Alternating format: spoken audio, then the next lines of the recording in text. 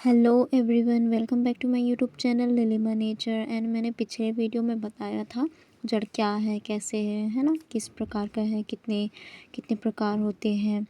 तो मूसला जड़ के सिर्फ दो प्रकार होते हैं, मूसला जड़ और अपस्थानिक जड़, है ना। मूसला जड़ में होता है प्राथमिक जड़, द्वितीयक जड़ और तृतीयक जड़। तो आज हम विस्तार से जानेंगे अपस्थानिक जड़ को कि अपस्थानिक जड़ है क्या, है ना। तो चलिए स्टार्ट करते हैं वीडियो और एंड तक देखिए आप सब। मूलांकुर को छोड़कर पौधे के किसी अन्य अंग से विकसित होने वाले जड़ को अपस्थानिक जड़ कहते हैं। आगे इसका डिटेल देखते हैं।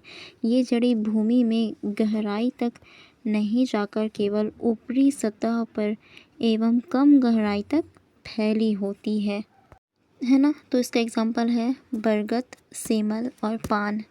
पान का मैंने ऑलरेडी वीडियो बनाया है, तो उसमें आप जाकर देख सकते हो, है ना, किस तरह से है।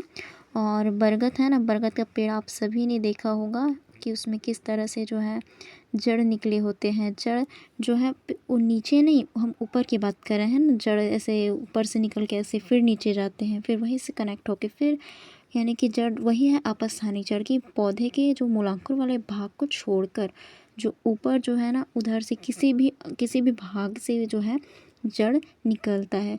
चलिए सबसे पहले हम समझते हैं बरगद के पेड़ को, यानी कि उसके स्ट्रक्चर को और किस तरह से उसमें अपस्थानिक जड़ें निकलती हैं।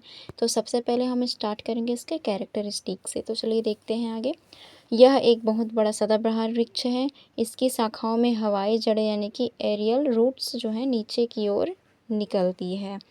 ज़मीन तक पहुंचने पर ये जड़ें मोटी होकर सहायक तने प्रॉप रूट्स का रूप ले लेती हैं, यानी कि सहायता करने के लिए। ठीक है, हाँ। इसकी पत्तियां मोटी चमड़े जैसी और अंडाकार होती है। इसके फल छोटे अंजीर जैसे, फिग्स है ना, अंजीर जैसे होते हैं और पकने पर लाल दिखाई देते हैं, आप सभी ने देखा होगा। तो आगे हम देखते हैं इसका क्लासिफिकेशन। बरगद बनियान ट्री का क्लासिफिकेशन, फैमिली, जीनस और इसका बॉटनिकल नेम, स्पीसीज, है ना। तो आगे देखते हैं मोरेसी, इसका फैमिली है मोरेसी। इसका वंश, इसका जीनस है ना, जिसे कि जीनस कहते हैं, फिकस, अंजीर का प्रजाति है ना। उसके बाद है इसका बॉटनिकल नेम जिसमें है फिकस बेंगालेसिस। आगे हम देखते हैं बरगद का पेड़ के भाग, है ना, उसके भाग किस तरह से कैसे। तो हम समझेंगे अब उसके भाग को, बरगद के पेड़ के भाग को, है ना। तो चलिए स्टार्ट करते हैं। पार्ट्स ऑफ बनियान प्लांट्स, है ना, ट्री, बनियान ट्री बोलेंगे इसको, प्लांट्स नहीं, मेरे से गलती हो गया था। आगे देखते हैं ना। सबसे पहले समझते हैं इसके जड़ को, रूट्स, यानी कि बरगद में सामान्य जड़ों के साथ शाखाओं से निकलने वाली हवाई जड़ें भी होती है, मैंने पहले कैरेक्टरिस्टिक्स में बताया है। सेकंड है इसका स्टेम यानी कि ट्रंक। मुख्य तना मजबूत होता है। हवाई जड़ें ज़मीन में पहुंचकर अतिरिक्त तनों को सहारा देती हैं। उसके बाद है इसकी पत्तियाँ सरल, मोटी, चमड़े जैसी और अंडाकार होती हैं। उसके बाद आगे देखते हैं इसका ब्रांच, यानी कि इसका शाखाएँ दूर दूर तक फैलती हैं और इन्हीं से हवाई जड़ें निकलती है। इसके बाद देखते हैं इसका फ्लावर। बरगद के फूल बहुत छोटे होते हैं और विशेष संरचना के अंदर स्थित होते हैं। तो इसे बनाऊंगी तो और थोड़ा और लंबा वीडियो हो जाएगा, तो अभी इसका सिर्फ फ्लावर का बाहरी जो देखते हैं ना, बस ये की और विशेष संरचना के अंदर होती है। उसके बाद देखते हैं इसका फ्रूट। फल अंजीर जैसे छोटे फिग होते हैं और पकने पर लाल दिखाई देते हैं। अब हम देखेंगे बरगद के उपयोग।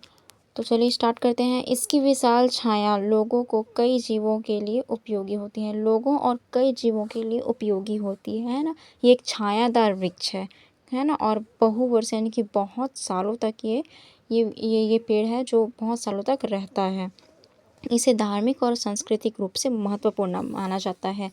हिंदुज़्म में इसे महत्वपूर्ण माना जाता है धार्मिक तरीके से। यह पर्यावरण और जैव विविधता के लिए महत्वपूर्ण वृक्ष है। इसकी लकड़ी और रेशों के भी विभिन्न पारंपरिक उपयोग हैं। तो ये था बरगद का पेड़ का उदाहरण। अब आगे हम जानेंगे गन्ना के पेड़ का उदाहरण, यानी कि अपस्थानिक जड़ का जो चल रहा है ना। तो सेकंड हम जानेंगे गन्ना के पौधे के बारे में। चलिए समझते हैं गन्ने के पौधे को, यानी कि उसके स्ट्रक्चर को और कुछ उसके कैरेक्टरिस्टिक्स है ना, जिसके द्वारा हमें पता चलेगा कि इसमें अपस्थानिक जड़ कैसे और किस प्रकार है। तो चलिए देखते हैं गन्ने के पेड़ के बारे में। गन्ना एक घास वाला पौधा है ना। उसकी पत्ती आप सभी ने देखी होंगी, है ना। इसका तना मोटा, रसदार और गांठों वाला होता है। जो हम इसका जो खाते हैं ना, उसके तना को खाते हैं, है ना। तने में सुक्रोज की मात्रा अधिक होती है।